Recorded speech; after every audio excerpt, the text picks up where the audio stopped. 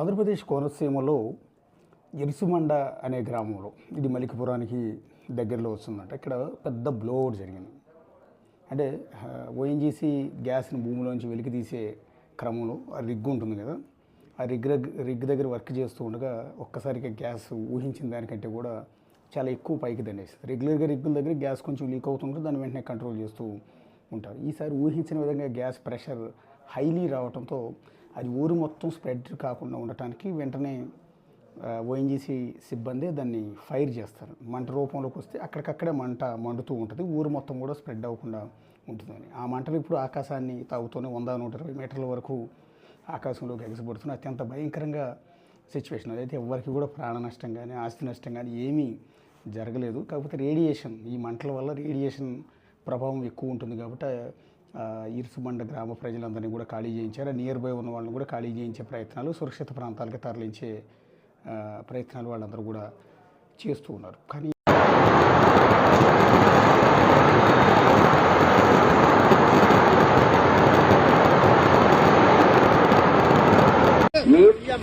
నీళ్లలో చంద్రపల్లి గ్రామ ప్రజలకు హెచ్చరిక. ఇరుసుమండ వద్ద గల ఓఎన్జీ సైట్ నందు గ్యాస్ పైప్ లైన్ నుండి పెద్ద ఎత్తున గ్యాస్ లీక్ అవుతున్నది. కావున ప్రజలందరూ వెంటనే సురక్షిత ప్రాంతాలకు తరలి వెళ్లాల్సిందిగా తెలియజేయడం అనేది.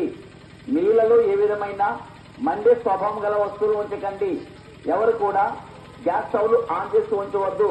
ఇట్లు గ్రామ పంచాయతీ చింతలపల్లి గ్రామ. ఈ దృశ్యం చూస్తూ ఉంటే 1996లో దీనికి దగ్గరలో ఒక 20-25 కిలోమీటర్ల దూరంలోనే పాసర్లపూడి దగ్గర సేమ్ బ్లోఅవుట్ జరిగింది.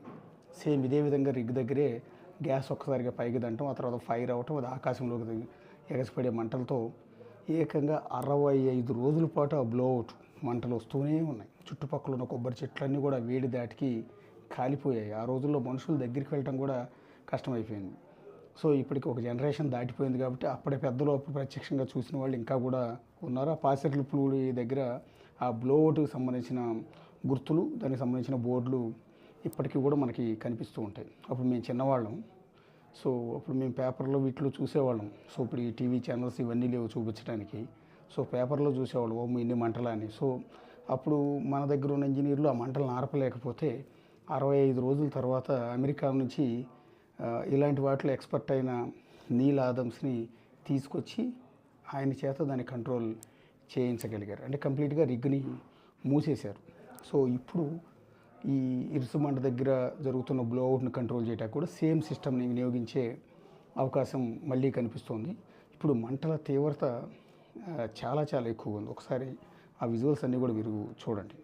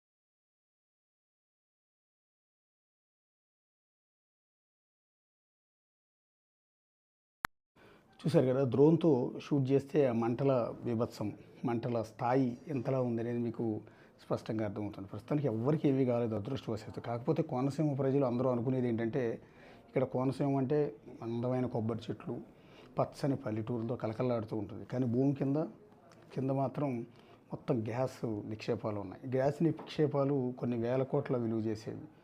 సో ఆ నిక్షేపాలు ఉన్నందుకు సంతోషపడాలో బాధపడాలో కూడా అర్థం కాని పరిస్థితి అప్పుడప్పుడు కోనసీమ ప్రజలు భావిస్తుంటారు. సో ఈ గ్యాస్ నిక్షేపాలని ఓఎన్జీసీ బయటికి తీస్తుంది, దాన్ని గెయిల్ వాళ్ళకి ఇస్తుంది, దాన్ని నమ్ముతూ ఉంటారు, బోల్డంత ఆదాయం వస్తుంది, ఆ చుట్టుపక్కల ఏరియాలు డెవలప్ చేస్తుంటారు. ఇవన్నీ ఓకే, కానీ ప్రమాదాలు జరిగినప్పుడు మా పరిస్థితి ఏంటి అనేది కోనసీమ ప్రజలు ప్రతిసారి కూడా ప్రశ్నిస్తూ ఉంటారు. గతంలో దీనికి దగ్గరలోనే అంటే అమలాపురం పరిసరాల్లోనే నగరం అనే ఒక గ్రామం, ఆ గ్రామంలో ఇలా రిగ్గులోంచి గ్యాస్ లీక్ అవ్వలేదు, కానీ గెయిల్ వాళ్ళు ఆ రిగ్ దగ్గర నుంచి గ్యాస్ని తరలించే పైప్ లైన్ ఉంటుంది కదా, ఆ పైప్ లైన్ తుప్పెక్కిపోయి రిపేర్లు సరిగా చేయకపోవడం వల్ల సో దానిలోంచి ఒక్కసారికి ఒక రాత్రికి రాత్రి గ్యాస్ మొత్తం లీక్ అయింది. ఎవరూ గమనించాల. ఆ లీక్ అయిన గ్యాస్ అంతా నగరం అనే ఆ ఊరి పేరు నగరం, ఊరంతా వ్యాపించిపోయింది. ఎక్కడ చూసినా గ్యాస్ అంతా వ్యాపించిపోయింది. అందరు గాఢ నిద్రలో ఉన్నారు, ఎవరికి తెలియదు. తెల్లవారుజామున 5:30కు ఎప్పుడో అక్కడ ఉన్న స్థానికంగా టీ షాప్ అతను వచ్చి టీ పెట్టడం కోసం స్టవ్ వెలిగించాడు. ఒక్కసారిగా ఊరంతా వ్యాపించి ఉన్న గ్యాస్ ఒక్కసారిగా ఫైర్ అయిపోయి ఊరు తగలబడిపోయింది.